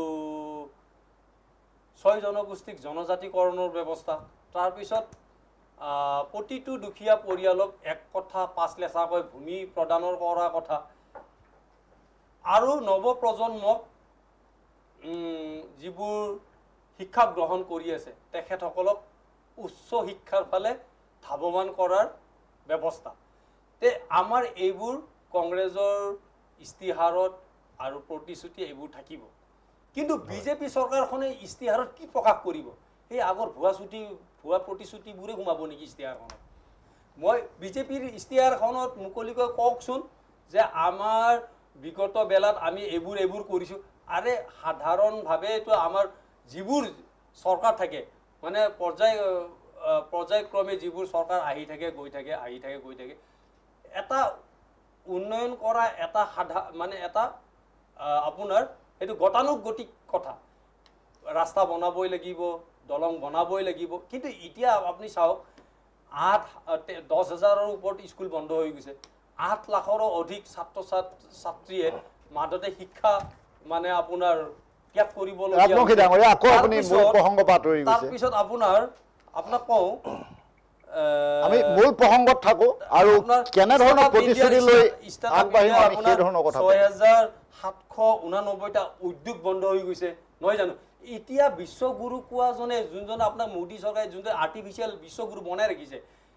গোটেই বিশ্বটো এতিয়া মিডিয়াবিলাকে এংকৰবিলাকে দেখি আছে বোলে এই বিনা মতলবত মানে গলে পৰা আৰু আৰ্টিফিচিয়েল হাঁহি দিয়া এতিয়া আমেৰিকাই মানে বাধ্য কৰাব লগা হৈছে যে তোমালোকে 30 দিনৰ বাবেহে তাৰ পৰা ৰাছিয়াৰ পৰা তেল কৈ কৰিব তাৰ মানে আগতে ব্ৰিটিছৰ দিনত তেখেতসকলে চামচামি কৰিছিলে নহয় জানো এতিয়া আমেৰিকাৰ লগত চামচামি কৰিছিলে আমাৰ ইৰাণৰ লগত ইমান পুৰণা সম্পৰ্ক গেছৰ পৰা লৈ তৈল সম্পদৰ পৰা লৈ যিবোৰ আমাৰ মানে আগৰ চুক্তি আছিলে সেই চুক্তি অনুযায়ী এতিয়া ৰন্ধন গেছ আহি আছে তেতিয়া আমাৰ কিমান গ্লোবেল পলিটিক্সৰ বিষয়টো মই ক'ব লাগিব সময় দিব লাগিব মোক এইটো বিষয় লিটাৰ আছিলে এতিয়া আপোনাৰ 100 টকা পাইছে গৈ এতিয়া আপোনাৰ ডলাৰ পাই গৈছে আপোনাৰ এটা ডলাৰত আপোনাৰ এতিয়া 100 টকাৰ ওপৰত পাই গৈছে গৈ নহয় জানো তেতিয়া আপোনাৰ পিয়াজৰ মালা লৈ কিনে বিজেপি সাধাৰণ পিয়াজৰ দাম বাঢ়োতে মানে সাধাৰণ সিলিণ্ডাৰৰ দাম আপোনাৰ 400 টকা পাওঁতে তেতিয়া চিলিণ্ডাৰ গৰু গাড়ীত লৈ কিনে একদম পুৰা গোটেই একদম পুৰা গলিয়ে গলিয়ে ঘূৰি ফুৰিছিলে বিজয়া চক্ৰৱৰ্তীয়ে গলত পিঁয়াজৰ মালা লৈ কিনে ৰাস্তাই ৰাস্তাই দৌৰি ফুৰিছিলে নহয় জানো এইবিলাক আৰু এই যে আপোনাৰ যে সুমনখিৰি যে ডেমটোত তাতে যে আপোনাৰ গোটেই আপোনাৰ প্ৰতিবাদ কৰিব আহিছিলে বৃহৎ ডেম নালাগে এতিয়া মই আপোনালোকক আজি যে অসমত আজি যে আপোনাৰ বিষয় নাই একেবাৰে ভালকৈ ৰাজমুখী ডাঙৰীয়া আমাৰ মূল প্ৰসংগলৈ আহোঁ মনমোহন সিং ডাঙৰীয়া প্ৰধানমন্ত্ৰী আছিলে আপোনালোকে নজনা কথা মই এটা কৈ দিওঁ ৰাজমুখী ডাঙৰীয়া আমাৰ সময় চমু চাপি আহিছে অসমত হাইড্ৰ পাৱাৰ বিদ্যুৎ যে আছিলে তেতিয়া আমাৰ গাঁৱত আপোনাৰ এই ভল্টেজৰ কাৰণে কিমান অসুবিধা ছাত্ৰ ছাত্ৰী তেতিয়া সকলে পঢ়িব পৰা নাছিলে উদ্যোগৰ তেতিয়া আপোনাৰ নাটনি আছিলে তেতিয়াই হাইড্ৰ পাৱাৰ প্ৰজেক্ট মনমোহন সিং ডাঙৰীয়াই অসমত বহাইছিলে এতিয়া গোটেই চুকে কোনে লাইটত বিজুলী বাতি ভল্টেজ নাইকিয়া হৈ গ'ল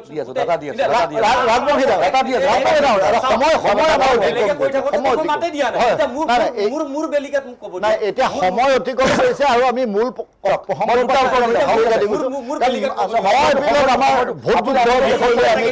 এপ্ৰিলত আপোনাৰ ভোট যুদ্ধত এইটোৱে ৰাইজে থিৰাং কৰিব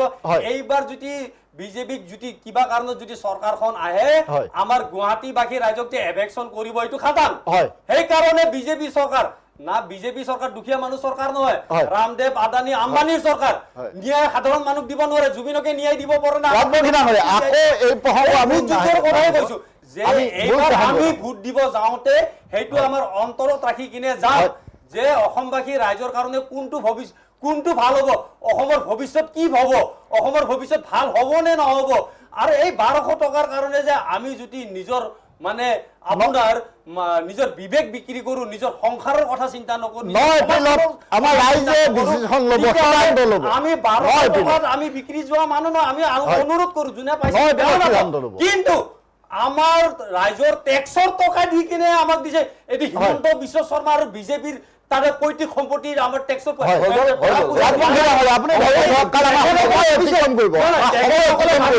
যে অৰুণোদয় পইচা দি কিনে বিহুৰ পইচা নিদিলে পুৰা গোটেই অসমবাসী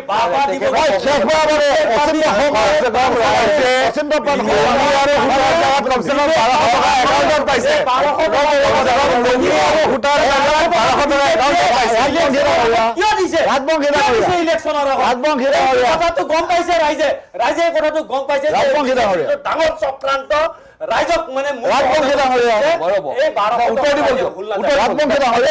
আপুনি ধৈৰ্য ধৰক এতিয়া অচিন্দ্ৰ পান কথাটো হ'ল যে সূতা আৰু কম্বলৰ জেগাত 1200 টকা পাইছে তেখেতে এইটো বেয়া পাইছে অসমৰ মহিলাসকলে এই বস্তুটো পোৱাটো বেয়া পাইছে দ্বিতীয় বিষয়টো হ'ল তেখেতে স্কুলৰ কথা ক'লে আপুনি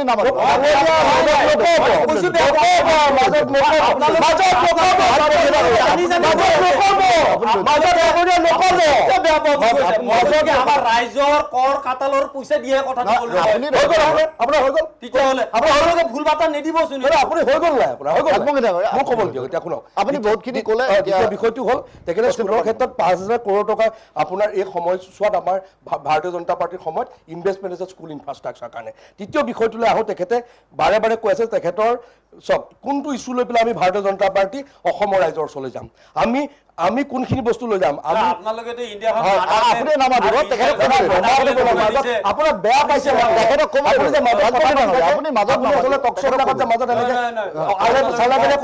আপুনি মোক ডিষ্টাৰ্ব কৰি আছিলে নাই কৰা আপোনাক ক'বলৈ দিয়ক না সংক্ষেপে কম সময় কমি আছে আপুনি গোটেই সময়টো যদি আপুনি লৈ বেয়া দেখে নহয় বস্তুটো এতিয়া কথাটো হ'ল আমাৰ ইণ্ডাষ্ট্ৰিয়েল যি ডেভেলপমেণ্ট মই কৈ আহিছোঁ একেবাৰে ৰিপিট নকৰোঁ দ্বিতীয় বিষয়টো হ'ল আমাৰ PM সড়ক যোজনাৰ পৰা আৰম্ভ কৰি বগীবিল দলঙৰ পৰা নয়নখাটিৰ পৰা সকলো এই ইনফ্ৰাষ্ট্ৰাকচাৰ যি বৃহৎ ডেভেলপমেণ্ট হ'ল সেই ডেভেলপমেণ্টৰ ওচৰলৈ যাম আমি যিখন খিলঞ্জীয়া ৰাইজৰ সুৰক্ষাৰ কাৰণে যিখিনি আমি কাম কৰিলোঁ তাক লৈ আমি যাম আমি চাহ বাগানৰ আমাৰ ভাই ভনীসকলৰ মাটিৰ পট্টা যিহেতু কংগ্ৰেছে কৰিব নোৱাৰিলে তেওঁলোকৰ শাসনকালত কেতিয়াও মাটি পট্টা প্ৰদানৰ বিষয়বিলাক লৈ যাম আৰু অসমৰ ৰাইজৰ সামাজিক ইনফ্ৰাষ্ট্ৰাকচাৰ সুৰক্ষা অৰ্থনৈতিক সুৰক্ষা এই গোটেই বিষয়বিলাক লৈ পেলাই আমি ভাৰতীয় জনতা পাৰ্টি অসমৰ ৰাইজৰ ওচৰত গৈছে আৰু যাব তাৰ প্ৰমাণ মই আকৌ ৰিপিট কৰিছোঁ বিষয়টো আশীৰ্বাদ যাত্ৰাত অসমৰ ৰাইজে দিয়া মৰম ইয়াৰ এটা প্ৰমাণ মাত্ৰ আৰু এটা বিষয় মই তেখেতক কৈ যাওঁ তেখেতে এটা বিষয় তেওঁলোকৰ কংগ্ৰেছৰ ইছ্যুত নক'লে যে বনাঞ্চলবিলাক যিবিলাক এভেকশ্যন কৰিলোঁ বনাঞ্চলৰ সেই এভেকশ্যন কৰা বনাঞ্চলবিলাক তেখেতে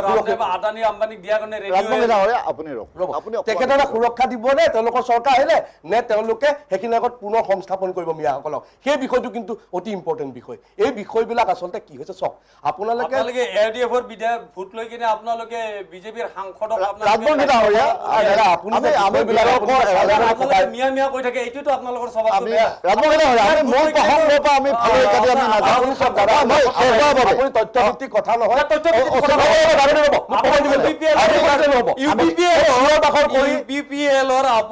অনুষ্ঠান সামৰি আছে ৰাজমহল ডাঙৰীয়া আমি মাজত